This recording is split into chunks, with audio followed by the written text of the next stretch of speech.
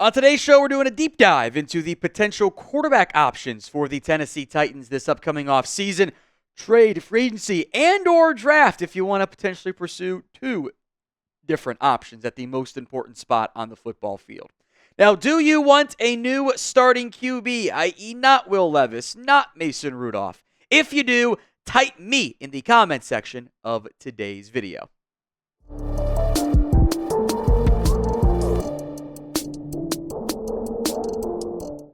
Breaking down quarterback options here, right? And this is important. Will Levis is not the answer.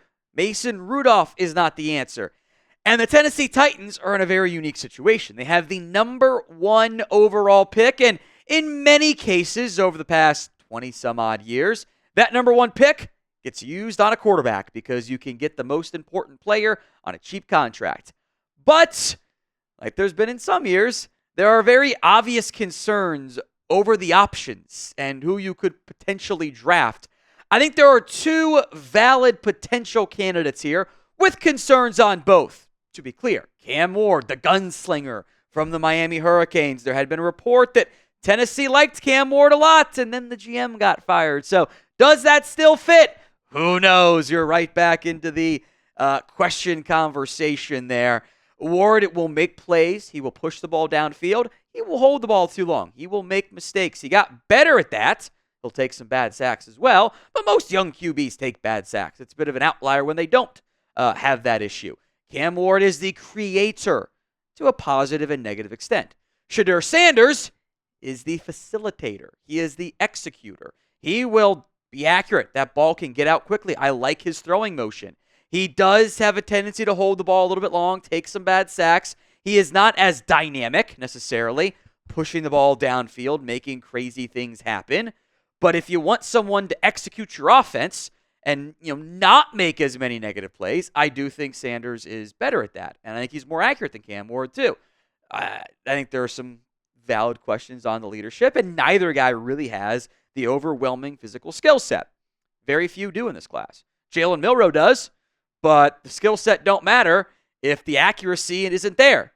You can have a literal howitzer attached to your arm. You can run a 4.3 like Jalen Milroe actually might.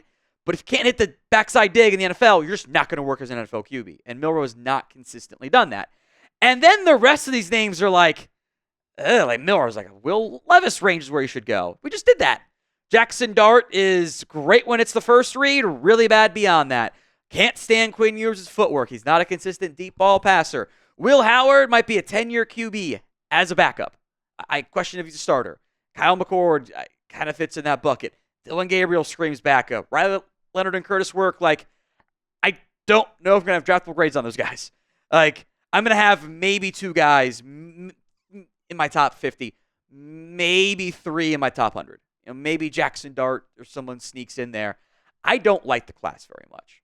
So would you, because draft-wise, going with QB, it's top 2 or bust as far as I'm concerned, if you want a starter. So would you take that QB at number 1 overall? Y for yes, N for no.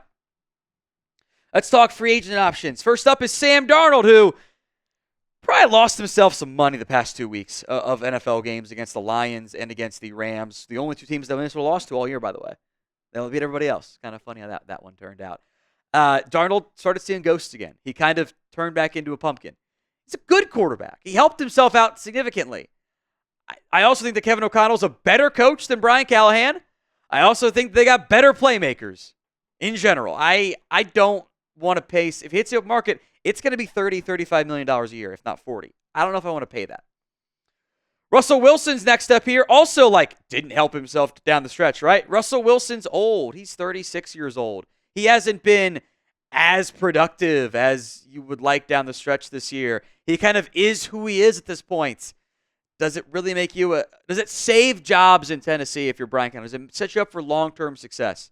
I don't think so. Justin Fields is the wild card, right? He's the athlete. He can run. He can make stuff happen.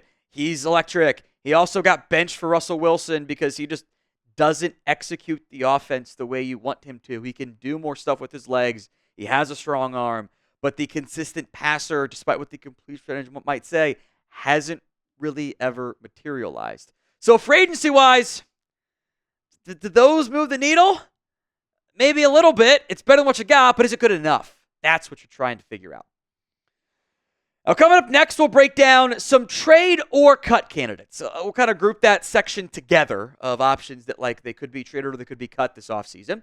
But first, today's show is made possible by Game Time. Use the new feature called Game Time Picks. It makes getting tickets for events even easier. Game Time Picks filters out the fluff to only show you incredible deals on great seats, so you don't have to waste time searching through thousands of tickets to find the best potential value. It is curation to make it easier to find better value for tickets, sports, concerts, comedy, everything else in between. Plenty of concerts on Broadway and events to go to on Broadway in Nashville, and plenty of Predators games to go to. Download the Game Time app, create your account, and use code CHATSPORTS for $20 off your first purchase. Terms apply. But again, create your account, redeem code CHATSPORTS, CHATSPORTS, for $20 off your first purchase. Terms apply. But again, create your account, redeem code CHATSPORTS, ChatSports. Last minute tickets, lowest price, guaranteed. Just remember those terms do apply. Let's go to Geno Smith first up here, who is he falls in the section of what I call the ball knowers fan club. Geno, I think, is a good quarterback. The film guys out there always like the way Geno Smith plays. He's been hamstrung by a bad offensive line. I also think he is a bit limited with what he's able to do. And oh, by the way, emphasis here, Geno Smith is 34 years old. Now, you're still kind of in the prime a little bit, but you got a couple years at most. Do you think this team is ready to add a go win now veteran QB? Seahawks save $31 million if he's traded or if he's cut. That is the price tag the Titans would end up owing. You'd probably do a new deal, which you want to commit to 34-year-old Geno Smith? I don't know.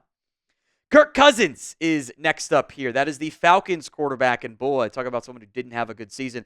Again, he's 36 years old. This is a stopgap veteran option for you. And Kirk can't move anymore. That was very telling this past year for the Atlanta Falcons. Now, the Falcons save 2.5. That is it if they trade him before June 1st. Don't save anything else. Titans would owe $27.5 million. That's not a great thing as far as I'm concerned. Does this really move the needle for you? Does this make you a good enough team? Aaron Rodgers, he'll get linked. I promise you he'll get linked. He's got a couple years at most. I think 1 or 2 years is all Rodgers has left in the tank. And he clearly wasn't as good this year. That matters for Rodgers. If he's not playing well, then what's the benefits of adding a guy that's just going to run roughshod through your entire organization and demand all this stuff for a down play? I don't have interest there. Derek Carr, a trade candidate in New Orleans. His contract's kind of wonky because the Saints have pushed money off in the future. Again, 33 years old, played great to begin the year, and then it all kind of fell apart for the entire Saints organization, and then Carr got hurt, and it is what it was. Saints save $11.33 million with a cut or a trade. There is savings to be had here for the Saints. The Titans would owe, though, $40 million in a trade, which I don't, for next year. Do you guys want to pay Derek Carr $40 million? You can. It's feasible. But I think a quarterback of Carr's caliber, your potential's capped. You're capped out of being a good, not great team. Now, for all the best Titans offseason coverage, we've got you covered. Hit that sub button, youtube.com/Titans today. A more semi-intriguing name here is Kyler Murray. Now, Kyler's electric. I think in part because his team hasn't consistently been a perennial playoff contender, but because they also haven't always been drafting near the bottom, Kyler kind of has gotten a pass for what has been, honestly not that great of play. His best season was 26 touchdowns, 12 interceptions through the air. Does that really move the needle that much for you guys? He had 5 rushing touchdowns this year. Cool. He had 11 the one year. He had 26 passing touchdowns. He's gotten to 30 before. Kyler, I think, is kind of limited and had the worst playoff game I've seen from a starting franchise alleged QB. A big name, but I don't. Does it really actually help you that much? He's also expensive, $32.6 million you would owe in a trade. Matthew Stafford is the ultimate wildcard now. Of your go-win-now veteran options, this one stands out to me because Stafford continues to deliver in the clutch. There had been reports of Stafford was unhappy with his contract. He's out of guaranteed money. So he wants a new deal from the Rams. He wants some assurances, and who can blame him? The problem for the Rams here is they've properly pushed money off in the future. They don't save much with a trade. $4.33 million. They just won a playoff game. Are they really going to look to move on from Matthew Stafford when they just won another playoff game, or they keep trying to go for it a little bit? It's feasible for Tennessee. Trade for him, $27 million. Something tells me he's back, though, in L.A. Who do you want as the Titans quarterback this next season? Let me know in the comments section of today's. That's the starting QB next year. A couple of cheap backup stopgap if you draft a raw QB and you don't want to start them week 1 but start them week 5, whatever. Those options for you. Again, it's not a good group. Mason Rudolph is probably one of your better options. That's why I put him on here. Jacoby Brissett, who was bad in New England. Jimmy Garoppolo hasn't been good in years. Mac Jones. Jameis Winston. Cooper Rush. You ain't winning much with those guys, but they might buy you time to grow and develop your other quarterback options. That's why, again, that draft pick just seems so appealing for Tennessee.